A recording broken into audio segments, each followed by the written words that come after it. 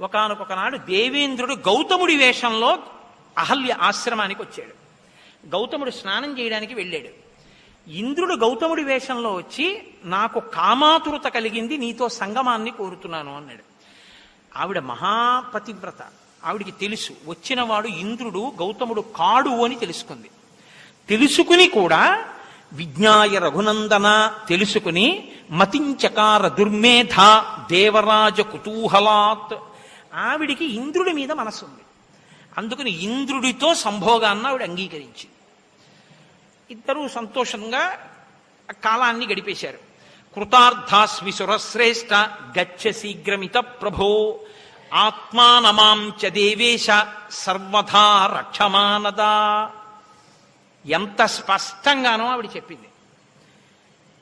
నేను కృతార్థాస్మి సురశ్రేష్ఠ, సురశ్రేష్ఠ ఓ ఇంద్రుడా,